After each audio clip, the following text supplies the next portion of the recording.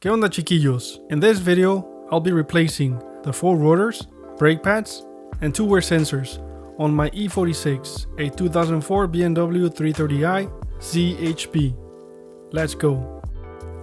I replaced these parts because the rotors felt a bit warped and the car would shake a bit when braking. For this job, I used new rotors, brake pads, 1 brake pad wear sensor for the front and 1 for the rear, 6 and 7mm Allen sockets, 16mm socket, flathead screwdriver, plastic hammer, a ratchet, and a torque wrench. I started with the front driver's side. First, I loosened the lug nuts.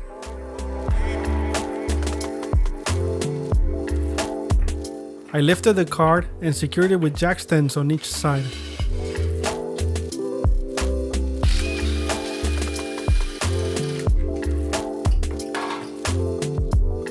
I sprayed some lubricant on the rotor retaining screw. Then I loosened it with a 16mm Allen socket.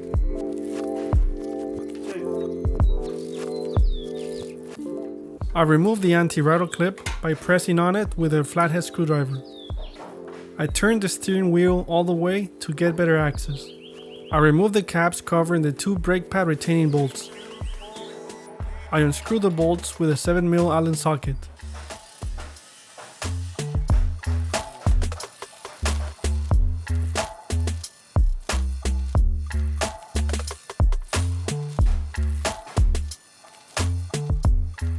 Here, I removed the cap of the bleed screw to remove the wear sensor cable. I managed to remove the caliper without compressing the piston. If it had not come out, I would have used a flathead screwdriver to push the rear brake pad towards the piston to compress it. I hung the caliper with a hook to avoid damaging the brake line. I pulled the wear sensor cable to remove it from the brake pad. I used a 16mm socket to unscrew and remove the brake pad carrier.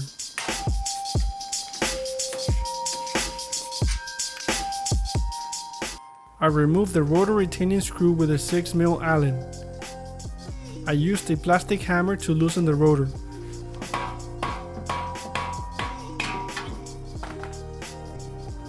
I noticed the steering arm was a bit loose.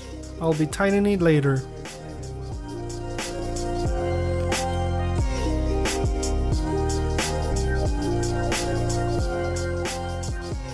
I don't have a good shot of this, but to remove the old brake pad wear sensor, I opened this black box and disconnected it from there.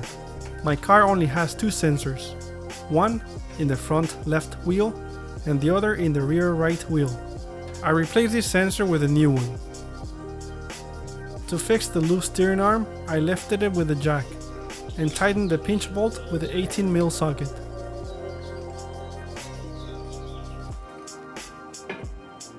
I installed a new rotor with its new retaining screw. I put back the brake pad carrier, tightened its 2 16mm bolts, torqued them to 81 foot-pounds or 110 Newton-meters. To install the new pads, I used this piston compressor.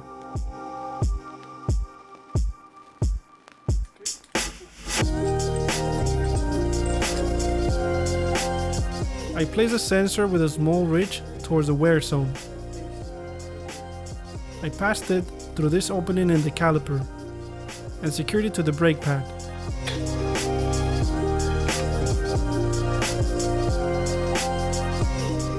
I put the caliper back into place, ensuring the pads sat correctly in the carrier. I put back the 2 caliper guide bolts. My camera stopped recording, but I tightened these bolts with a 7mm Allen socket to 22 foot-pounds or 30 Newton-meters. I put back the anti-rattle clip and the guide bolt caps. I tightened the rotor screw with a 6mm Allen to 12 foot-pound or 16 Newton-meters. I then put the wheel back on.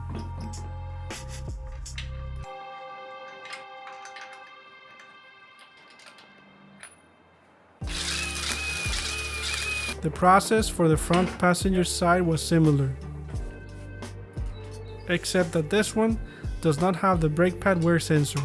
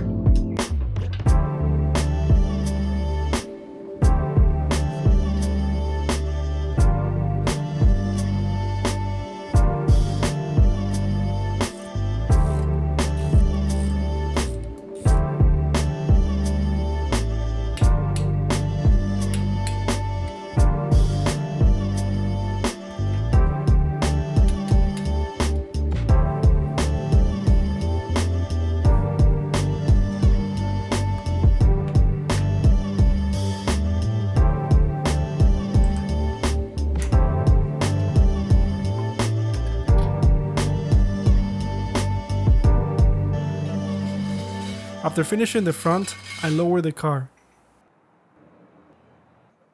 tightened the lug nuts, and moved on to the rear wheels. Doing the rear rotors and pads is similar to the front. After loosening the lug nuts, I lifted and secured the car with jack stands on each side.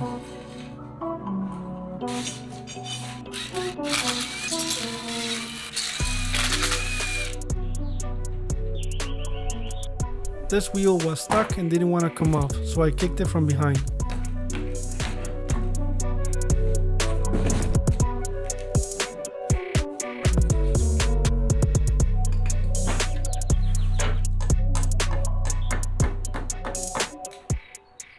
I engaged the handbrake to help me loose the rotor screw. Once I loosened it, I released the handbrake to be able to remove the rotor later on.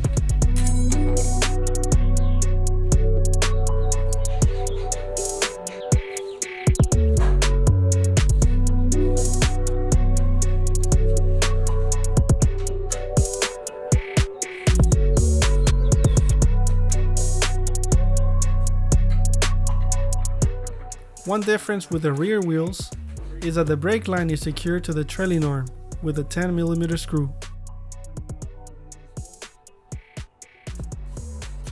After removing that screw, I removed the caliper and hung it to avoid putting tension and damaging the brake line. For this job, I didn't need to bleed the brake fluid, but if you're interested in the bleeding process, I have a link to a video of how I did a brake bleed using a pressure bleeder. I will also be uploading soon another video where I changed my old brake lines.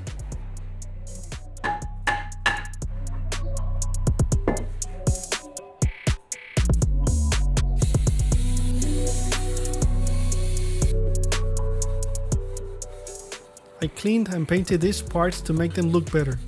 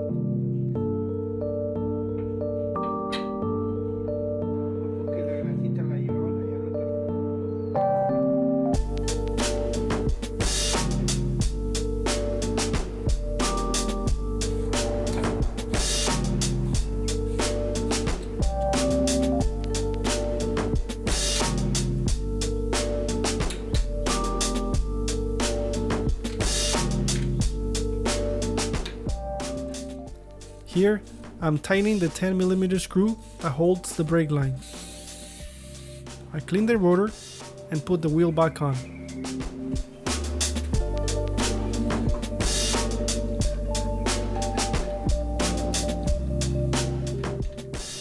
Last, I did the rear right side.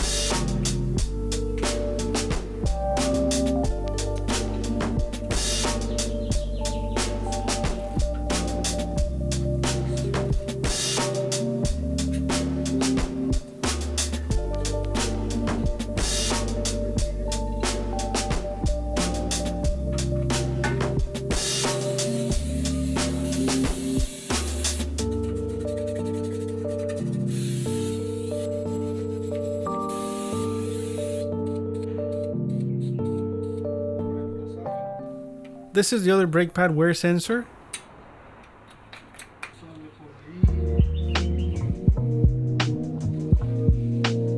Here's the box where I disconnected the old one and reconnected the new one.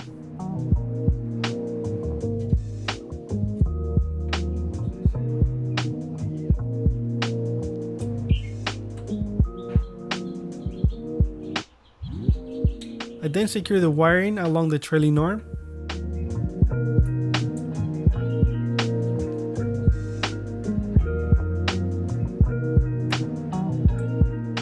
I passed it to the top through this hole and secured it.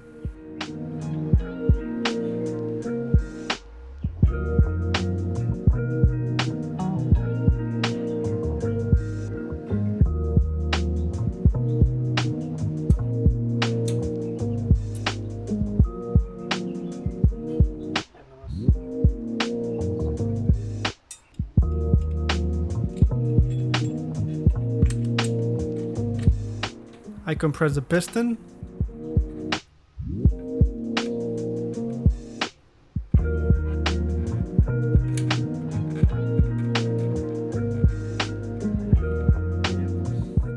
Install the new rotor and retaining screw.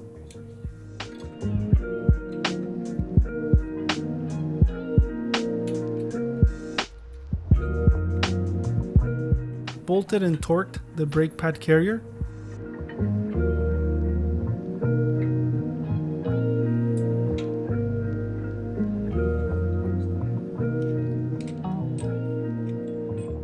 Install the brake pads into the caliper.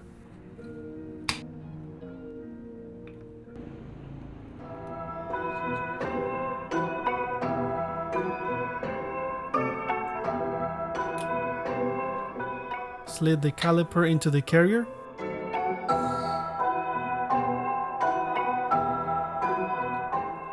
Secured and torqued the guide bolts to spec.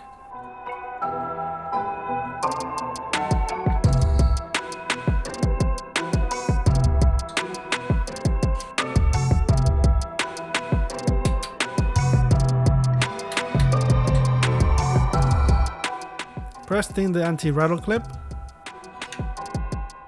Tighten the 10mm bolt that secures the brake line to the trailing arm. Smear some anti-seize to the inside of the wheel.